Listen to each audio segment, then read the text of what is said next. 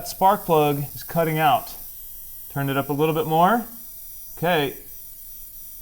Wow. Remember these guys? Yeah, these coil packs right here. All 6 of the factory ignition coils have been replaced with these NGK units. And I did that trying to solve a rough idle / potential misfire issue. Now the thing is, I have no codes, and I've also been able to look at my fuel trims and everything seems okay. But even after replacing all these ignition coils, which I felt like was a long shot, but I decided to do it anyway since the originals were original. But this Envoy only has 60,000 original miles. That's right, this is a 2005 GMC Envoy if you don't know. And so while I did think that those ignition coils were a long shot, I decided to just swap them all out so I can rule those out. Now here's the thing, the Iridium spark plugs that I have in this truck probably got about 30,000 miles-ish on them. Totally supposed to last way longer than that. From everything I read, Iridium is supposed to last like 60 to 80,000 miles. And in that ignition coil video, I did check them. I checked each and every single one of them and thought at the time that they all looked really good. But I went back and reviewed that footage, and one of the spark plugs may have had a little growth on the side. And here is spark plug number 4. So today, here we are. I'm gonna rule out the spark plugs. I bought all brand new AC Delco 41103 Iridium spark plugs. And yeah, I did make sure that they were legit. I got these ones on Amazon. I'll put a link down in the description below. They are shipped from and sold by Amazon. I know that there's potential fakes out there, so I wanted to make sure these were legit, and I'm pretty sure they are. So here they are. These are the AC Delco Iridium 41-103. Now, for some reason, I thought that they needed to have some kind of dots up here on the top. Apparently they don't. I'm gonna go ahead and take out one of these spark plugs. Oh no, how did that happen? Well, that's weird. Here you can see the ignition coil and there's no boot on it, and that's because the boot is still on the spark plug. I didn't even know they could do this. Hopefully this thing isn't broken. Hopefully this is a normal thing. Nothing looks broken on this end though. Well, here is that boot, and I didn't realize that these can actually come off of the ignition coil. So that all looks like an absolutely normal thing. It looks like it was probably just hot enough and this stuck to the spark plug and just came off the coil. So I think I'm just gonna try to push it back on here. Okay, yep, that's back on. No big deal, just a little surprising, that's all. All right, let's go ahead and try to get this spark plug out. I did give the engine plenty of time to cool down. This head is aluminum, so there we go. It's always a little bit scary when something's tight in aluminum. This is the second spark plug back. On the very top here, you can see those 3 white dots. And from just a little bit of research in a few different places, I've read that that's a good way to tell that these are not counterfeit. I was very curious when I was buying another set of these, whether or not the new set would have those 3 little dots. Okay, so here's the new plug. And when you look at the top here, you can see there's the difference. The 3 dots versus no 3 dots. Okay, when I look closely at the Iridium tip on these plugs, there does seem to be a small difference in the tip of these plugs. So I don't know if that difference is just a difference in maybe from one manufacturer to another. Well, here's something that might be interesting. I bought this spark plug tester on Amazon. I just figured it might be interesting to see what the spark is actually looking like coming from all of these plugs. There we go. Can you see that spark? That old spark plug looks good. They both look good.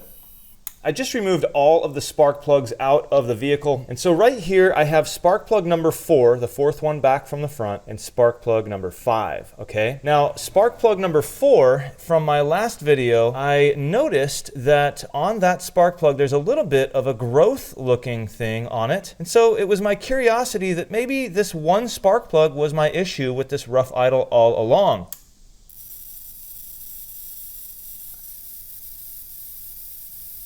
Okay, hopefully you can see and hear that that spark plug is cutting out.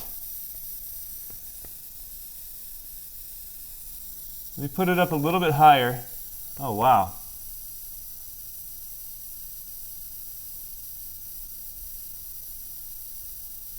That's really interesting. Turn it up a little bit more. Okay. Wow. You can see that fourth spark plug there cutting out.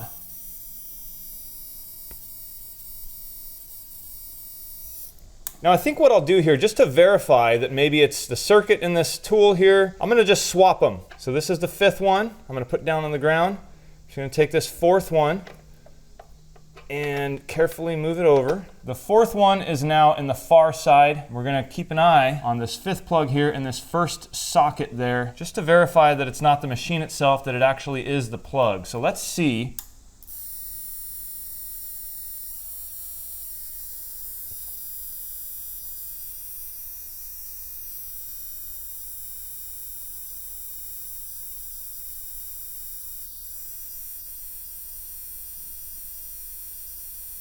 I'm not seeing any cutouts here on this fifth plug, but it seems that our fourth plug over there is still cutting out. So here we're looking closely at the fourth plug.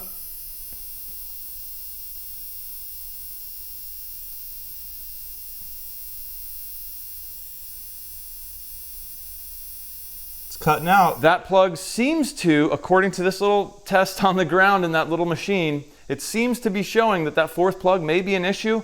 Maybe it's not. I'm wondering if when that plug gets heated up, if then it starts working more properly, because my issue seems to only really be, especially upon first start when the engine is cold, you can feel it just kind of, real hard. And then it's also when I'm at idle. So I'm assuming that when the energy going to that plug is very slow, very mild, maybe the plug is malfunctioning. When I'm on the freeway and my RPMs are up at a consistent rate, 1500 RPM, 2000 RPM, maybe the plug is able to perform better because we have more energy going to that plug and it's heated up and all that stuff. So that's just a long shot there, but I do have all the plugs out, all the coils off, and I am going to perform a compression test on each one of these cylinders. I have my gauge already hooked up to the first one here, and I also have the fuel pump relay removed.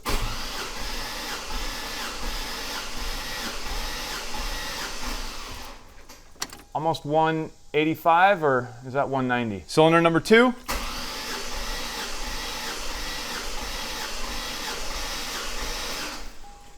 All right, this one is a little bit higher. We're looking at about 190, 195, something like that. All right, for the third cylinder here, we're looking at 210, which is a little peculiar, but that's what it is, 210 PSI. All right, last but certainly not least, with this sixth cylinder, it looks like we have about 215. With the compression test done, here are my final results. You can see our lowest number is 190 and our highest is 215. We have two cylinders that are 215, one of them that's 210, and then the other two are 195. So if I calculate that out, there's our highest pressure, and if we multiply that by 0.9, that'll give us 193.5. So if we're looking for no more than a 10% difference between each cylinder, the lowest pressure should be 193.5 or above. And our 190 on our first cylinder is very close to that. If we were going off about 15% on each cylinder, then our lowest number could be as low as 182.75. So I think we're good to go. Okay, regarding how to tell whether a plug is fake or not, I really don't think there's a very easy way to tell, except for looking for things that are absolutely, completely obvious. Now, where I started was the box. Is this a high quality box? Are the cuts good? Is the print good? Does everything seem legit? Does that QR code go somewhere? All of these things check out. This seems like a nice box. I don't see any misspellings or weird coloring or printing that's not lining up with certain areas. Onto the plug itself, I do see some differences. For example, if you look here, this one is a lot more square of a profile, whereas this one is a lot more rounded. But when you look at the porcelain side, they both seem to be very, very similar. I can tell the slightest difference in the quality of the print, this older one being a little sharper, but the colors are exactly the same. And then we come to this end here where on the older one we have these 3 white dots. On the newer one, we don't have those dots. So initially that's what threw me for a loop, was these little white dots.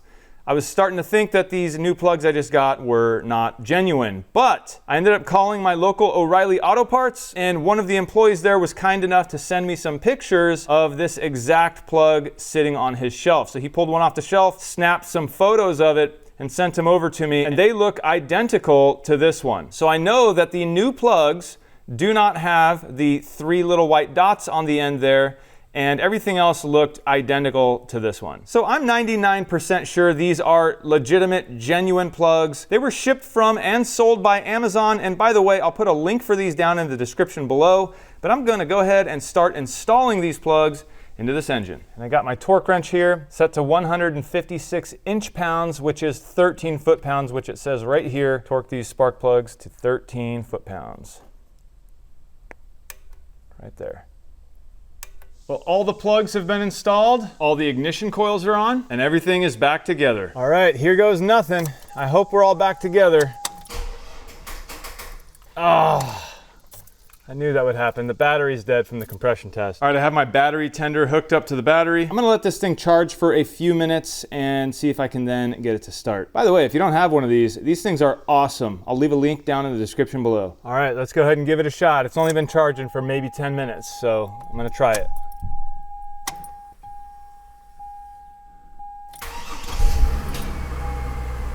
You know what, guys? I didn't feel it with that shutter when it first started. This is a good sign, but not conclusive yet. Well, I'm sitting in the car, it's idling, and unfortunately it's idling rough.